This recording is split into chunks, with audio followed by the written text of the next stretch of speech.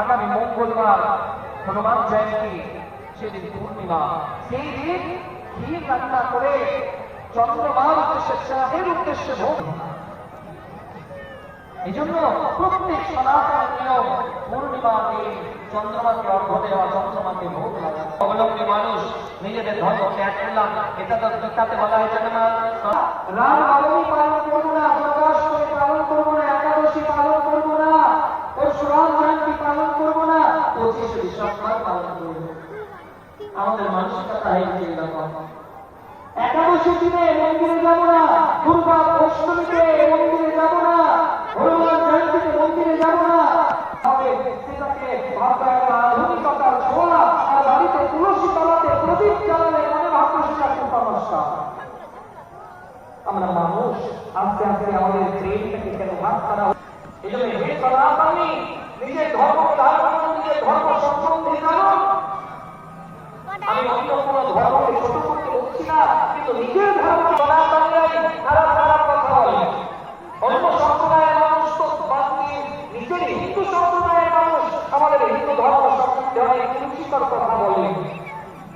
তাদের কাছে একটাই কথা বলবো যে নিজের ধর্মকে ছোট করা মানে নিজের বাবাকে ছোট করা। পৃথিবীতে অন্য কোনো দেশকে মা বলে সম্বোধন করা হয় না, একমাত্র এই ভারত ভূমিকে মা বলে সম্বোধন করা হয়, যেখানে দেবতারাও গ্রহণ হয়েছে।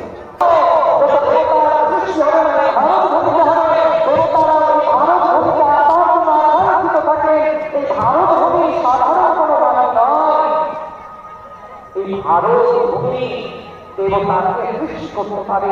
এই জন্য ভারতবাসী নিজের ধর্মকে লোক দেখানো নয়, কারণ ভারতবর্ষে কিছু মানুষ লোক দেখানো ধর্ম করে। এই লোক দেখানো ধর্মই বাবা বড় ভয়ঙ্কর। এই জন্য লোক দেখানো ধর্ম করা উচিত না। প্রত্যেক মানুষ যেন নিজের ধর্ম ধারণ করে, প্রত্যেক মানুষ তুলসী তলাকে আরোগ্য করুন, তুলসী গাছকে পরিক্রমা করুন। ছেলে কথা বলা হবে না, সেই ছেলে মানুষের কথা বলা যাবে না। আর না হলে আপনার ছেলে এমন কুলাঙ্গার তৈরি হবে যে মরার সময় আপনাকে কাঁদতে হবে, আমি এমন সন্তানকে জন্ম দিলাম।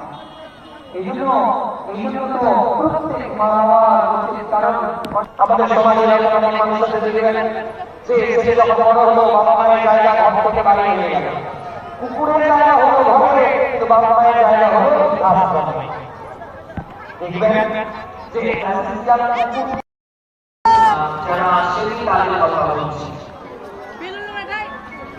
জীবনে দেখবেন যে মা বাবা বেঁচে থাকবে, একটা মিষ্টি ফোনা নিয়ে ঢুকবে, হাতি পায়ে মুচি নিয়ে ঢুকবে, জীবিত একটা ধ্যান যে সে মিষ্টি সে বাবা পেতে পারে কিনা, কোনো গ্যারান্টি নাই।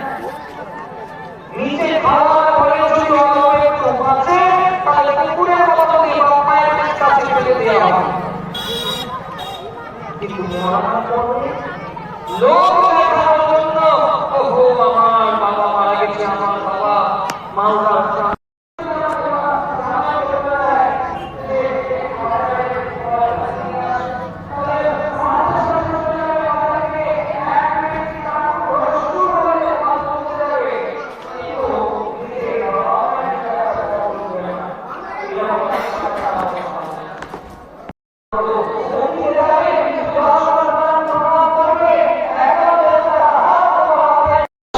পথে সোনার সাথে যা ঝগড়া হয়েছে, তো এই মুখ তখন সোনার নগর কেমন করে দেখাম?